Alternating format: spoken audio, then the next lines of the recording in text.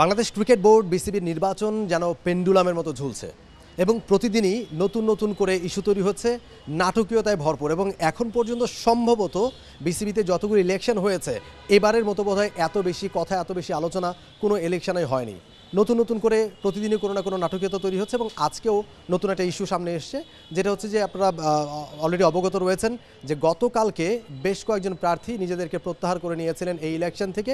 16 জন নিজেদেরকে সরিয়ে নিয়েছিলেন। তার মধ্যে কয়েকজন প্রার্থী আজকে বাংলাদেশ ক্রিকেট বোর্ড বিসিবিতে তারা এসেছিলেন একটা আবেদন নিয়ে, এবং সেই আবেদনটা হচ্ছে যে ইলেকশনটাকে তারা সুষ্ঠু নির্বাচনে পরিণত করতে চান এবং সেই জন্য ক্রীড়া উপদেষ্টার কাছে তাদের একটা আবেদন, সেটা হচ্ছে যে রিশিডিউলের একটা প্রস্তাব তারা করেছেন যে এই ইলেকশনটাকে রিশিডিউল করে কোনো রকমে সব পক্ষকে নিয়ে সুন্দর একটা সুষ্ঠু একটা নির্বাচন করা যায় কিনা, এরকম একটা প্রস্তাবনা তাদের রয়েছে।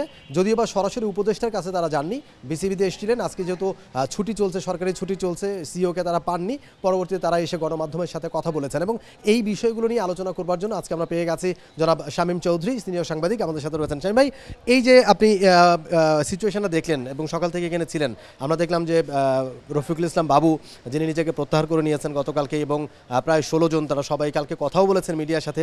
কালকের কথা ধরন ছিল একরকম, আজকের কথা ধরন আরেক রকম, এবং তিনি যেটা বলছেন যে নির্বাচনটাকে একটুখানি পেছানো কিংবা রিশিডিউল করা, যে কোনোভাবেই এই বিষয়টাকে একটুখানি পিছিয়ে নিয়ে তারপরে সবার অংশগ্রহণে একটা সুষ্ঠু নির্বাচনের একটা প্রস্তাবনা তিনি রেখেছেন। এটা আসলে কতটা সম্ভব, কতখানি এই জায়গা থেকে আসলে চিন্তা করতে পারবে বিসিবি কিংবা ক্রীড়া উপদেষ্টা? দেখুন, আসলে আপনি ইলেকশনের যে শিডিউলটা ঘোষণা করা হয়েছিল সেখানে কিন্তু কোথাও ছিল না যে আপত্তি গ্রহণের পরে আপত্তি, মানে আপনি দ্যাট মিনস হচ্ছে নমিনেশনটা উইথড্র করার পরে আপনার কোনো সুযোগ থাকবে আবার পুনরায় ভাববার। কিন্তু দেখেন, গতকালকে যারা নির্বাচন থেকে সরে দাঁড়িয়েছেন, প্রার্থিতা প্রত্যাহার করেছেন, ওইখানে কিন্তু ক্রিকেট ক্রিকেট বোর্ডের নির্বাচন কমিশন একটা ঘোষণাপত্র দিয়েছে, ছোট্ট করে লেখা ওইখানে, যে যারা এই প্রত্যাহারের পরেও সিদ্ধান্ত পুনর্বিবেচনা করতে চান তাদের জন্য একটা সুযোগ আছে দুপুর 12টা পর্যন্ত। এটা কিন্তু কৌতূহলের কারণ হয়ে দাঁড়িয়েছে। এত ছোট করে লেখা চোখে পড়ার কথা না, সম্ভবত প্রার্থীরাও অনেকে যারা প্রত্যাহার করেছে তারা দেখেননি, কিন্তু যাদের নজরে আসছে তারা বিষয়টা নিয়ে তারা ভাবছে। এই কারণে এইটা যে আপনি ক্রিকেট বোর্ডের নির্বাচনের মাঠ থেকে আপনি চলে গেলেন, নির্বাচনে প্রাপ্ত রেজাল্ট কী হবে আপনি নিজেও জানতেছেন না, কিন্তু চলে গেলেন। চলে যাওয়ার ফলে এটা কী হলো, দীর্ঘদিন যারা এই ক্রিকেট বোর্ডের এই বিভিন্ন কর্মকাণ্ডের বিরোধিতা করে আসছে, সেই যে আপনার একটা গ্রুপ ছিলেন যারা হচ্ছে আপনার নাজমুল হাসান পাপন এবং তাদের ক্রিকেট বোর্ড নিয়ে সমালোচনা করতেন, তাদের সুযোগটা থাকছে কোথায়? যদি একবার ক্রিকেট বোর্ড নির্বাচিত হয়ে যায়, আইসিসি রিকগনিশন দেয়, আগামী 4 বছরের মধ্যে তারা ক্রিকেট বোর্ডে আর ঢুকতে পারবেন না। এটা আসলে বোকামি হয়ে গেল কি না, এটা পরবর্তীতে তারা সিদ্ধান্ত পুনর্বিবেচনার জন্য ভাবছে, কিন্তু তার আগে তারা সিদ্ধান্ত পুনর্বিবেচনা করাটাও এখন একটা যৌক্তিক কি না সেটা একটা ব্যাপার দাঁড়িয়েছে। সেই জন্য তারা আজকে আপনি দেখলেন যে রফিকুল ইসলাম বাবুর নেতৃত্বে এখানে শ্যাম ভাই, আরেকটা বিষয় আমরা তো তাদেরকে জিজ্ঞেস করলাম যে আপনারা কি যে প্রত্যাহার যেটা করেছেন সেটা পুনর্বহালের জন্য কি আবার আবেদন করবেন না? তারা কিন্তু সেটাও করছে না। তারা বলছে নির্বাচনটাকে রিশিডিউল করে সব পক্ষের জন্য একটা ভালো নির্বাচন তারা করছেন। এইটা সুযোগ আছে কিনা? আমরা যতটা জানি যে বর্তমান বোর্ডের মেয়াদ 7 তারিখ পর্যন্ত, এবং 7 তারিখ পার হয়ে গেলে কিন্তু কোনোভাবেই আর এই কমিটি থাকতে পারবে না, অ্যাডহক কমিটি করতে হবে। এইখানে কি সুযোগ রয়েছে রিশিডিউল করার? কোনো রকমের কি কোনো আইসিসি যে নির্দেশনা বা যে গাইডলাইন রয়েছে সেইটাকে আসলে কি কোনোভাবেই রিশিডিউল করার সুযোগ রয়েছে কিনা? রিশিডিউলটার যেটা কথা বললেন, উনি 3টে প্রস্তাবনা রেখেছেন। একটা হচ্ছে ইলেকশন রিশিডিউল করা যায় কিনা, বা বর্তমান যে কমিটি আছে এই কমিটিকে আরও কিছুদিন চলমান রাখা যায় কিনা, আর একটা হচ্ছে যে আপনার এডহক কমিটি আনা যায় কিনা। অর্থাৎ তারা পরবর্তী নির্বাচনের রিশিডিউলের সাথে সাথে এই দুটো জিনিসও ভাবতে বলেছেন, এবং বিষয়গুলো নিয়ে আপনার ক্রীড়া উপদেষ্টার সাথে ওনারা কথা বলতে চান। যেহেতু দেখেন, খেয়াল করে দেখেন, এই কদিন যে ওনাদের যে স্টেটমেন্টগুলো ছিল সবই ছিল যে এই যে নির্বাচনকে যে পক্ষভুক্ত করা হয়েছে, নির্বাচনের যে রাষ্ট্রের হস্তক্ষেপ, সরকারের হস্তক্ষেপ আছে, সবই কিন্তু চলে যায় কিন্তু উপদেষ্টার বিপক্ষে। আমি এই কয়দিনটা বাদ দিয়ে গতকালকে তারা যে কথা বলেছেন সেখানে কিন্তু তারা উপদেষ্টাকে, যেই গতকাল তামিমি একই জায়গায় দাঁড়িয়ে যেই অভিযোগগুলো তুললেন সেই অভিযোগগুলো ছিল কিন্তু আপনার সরাসরি হচ্ছে ক্রিকেট বোর্ডের সভাপতি এবং ক্রীড়া উপদেষ্টার বিপক্ষে চলে যাওয়ার কথা।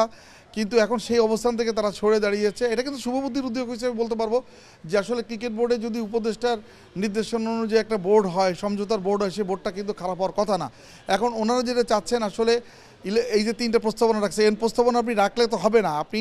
আপনার বিদ্যমান গঠনতন্ত্র অনুযায়ী 7ই অক্টোবরের পরে এই বোর্ড আর বৈধ নয়, অর্থাৎ আপনাকে কিন্তু এই বোর্ড ভেঙে দিয়ে আপনাকে এডক কমিটি করতে হবে, যেটা বাধ্যবাধকতা আছে। এখন এখানে কিন্তু আরেকটা কথা, এই যে জনাব আব্দুল্লাহ ফুয়াদ রেদওয়ান, যে উনি যে ক্রিকেট বোর্ডের গঠনতন্ত্র 2008 সালে এবং 12 সালে করেছেন, তার সাথে সম্পর্কিত আছেন, উনি বলেছেন যে 15 দিন সময় পাবে। সে 15 দিনটা কিন্তু দায়িত্ব হস্তান্তরের। আপনি আগে নির্বাচন না করলে দায়িত্ব হস্তান্তর করবেন কী করে, তাই না? সেটা একটা বিরাট ব্যাপার। এখন সব কিছু আসলে আরেকটা ব্যাপার দেখেন, আদালত কিন্তু 5 তারিখে একটা শুনানি হবে।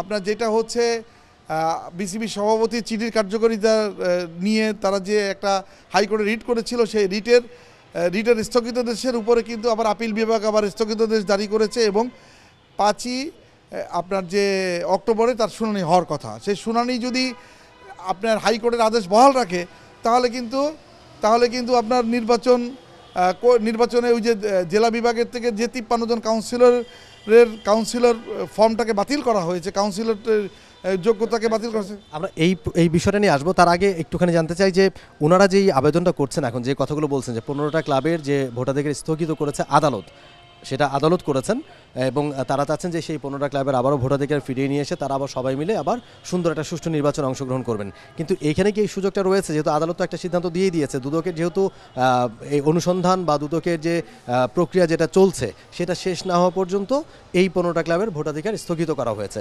এইখানে কি কোনো সুযোগ রয়েছে কিনা, যে উপদেষ্টা এটা কি পারবেন কিনা, সম্ভব কিনা? উপদেষ্টার পক্ষে সম্ভব না, এটাও করতে হবে। আদালত যদি আদেশ দেয়, যে এই আদালত আদেশ দিয়েছে কি, যে দুদকের পরবর্তী ইনভেস্টিগেশন শেষ না হওয়া পর্যন্ত এদের আপনার যে কাউন্সিলরশিপ এবং এই ক্লাবের যে কার্যক্রমে নিষেধাজ্ঞা দেওয়া হয়েছে। এটা আদালতের আদেশ। এখন আদালত দিয়েছে হাইকোর্টের, আপনি এখনও কিন্তু আপিল করেন নাই, আপিল করতে হবে। আপিল করার পরে আপিল বিভাগের চেম্বার জজ আদালত কি আদেশ দেয় তার উপর নির্ভর করছে 15টা ক্লাবের ভাগ্য। কিন্তু এখন এই বিষয়টা উপদেষ্টা আদালতের নির্দেশনা ছাড়া তো কাজ করতে পারবেন না।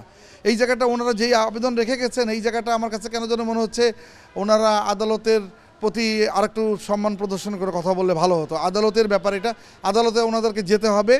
আদালতে যে আপিল করলে তারপর আপিল বিভাগ কি আদেশ দেয় তার উপর নির্ভর করছে এই 15টা ক্লাব। এর আগে আপনি 15টি ক্লাবকে নিয়ে নির্বাচন করতে পারবেন না। তার মানে কি, সহজ করে যদি বলি, যে এখন ওনারা যেই প্রক্রিয়া হাঁটতে চাচ্ছেন বা যে প্রস্তাবনাটা দিতে চাচ্ছেন বিসিবিকে, কিংবা ক্রীড়া উপদেষ্টার কাছে হয়তো ওনারা স্মারকলিপি পাঠাবেন বা রিকোয়েস্ট করবেন যাতে করে রিশিডিউল করা হয় বা সময় বাড়ানো হয়, কিংবা অ্যাডহক কমিটি যেটাই হোক, কিন্তু আদালতের যে আদেশ সেইটাকে আসলে অতিক্রম করে তো এটা করা সম্ভব না। তার মানে এখন বিষয়টা অনেক জটিল একটা জায়গায় পৌঁছেছে। হ্যাঁ, এখন জটিল আবার সহজও আছে। সহজটা হচ্ছে কি, আপনি মাননীয় ক্রীড়া উপদেষ্টা যদি ওনাদের এই প্রস্তাবনাগুলো গুরুত্ব দেন, ওনাদের সাথে বসেন, নিশ্চয়ই একটা সমঝোতার মাধ্যমে একটা দুই পক্ষকে এক করার একটা সুযোগ এখনও কিন্তু আছে। আর আমার কেন যেন মনে হচ্ছে উপদেষ্টার সাম্প্রতিক কথাবার্তা শুনে উনি এই বিষয়টা আগ্রহী। উনি হয়তোবা এমনও হতে পারে যে জনাব আমিনুল ইসলাম বুলবুলকে সভাপতি রেখে একটা সমঝোতার মাধ্যমে একটা বোর্ড হতে পারে। এই বোর্ডটা হলে আমার মনে হয় খারাপ হবে না। তার মানে তো নির্বাচন হবে না, যদি সেটা আপনি যে কথাটা বলেন সেটা করতে গেলে নির্বাচনটাকে রিশিডিউল করতে হবে, যেটা বলে গেল না, রিশিডিউল করবেন কীভাবে? আগে আপনাকে বোর্ডটা ভেঙে দিয়ে এডক কমিটি করতে হবে, যেটা গঠনতন্ত্রের ব্যাখ্যায় যেটা বলা আছে। আপনি গঠনতন্ত্রের বাইরে যেতে পারবেন না, কারণ গঠনতন্ত্র পরিপন্থী অনেক কাজ হয়েছে ইতিমধ্যে। এখন যেটা করতে হবে গঠনতন্ত্রের মধ্যে থেকে করলে আমার মনে হয় এটা খারাপ হবে না। আগে আপনি এডক কমিটি গঠন করে যদি এখানে নির্দেশনা থাকে 90 দিনের মধ্যে, আপনার যে গঠনতন্ত্রের অনেক ধারায় আছে যেটাকে আপনাকে সংযোজন বিয়োজন করা দরকার। যেই জায়গাগুলো, যেই ধারাগুলোকে, উপধারাগুলোকে নিয়ে আপনি এখন একটা ইজিএম কল করে আপনি এই গঠনতন্ত্র সংশোধনের সময় পাচ্ছেন এবং নির্বাচনের জন্য নতুন একটা রিশিডিউল পাচ্ছেন। সব কিছুর মধ্যে ডিপেন্ড করে হচ্ছে উপদেষ্টা মহোদয় এখন কী সিদ্ধান্ত নেন তার উপরে।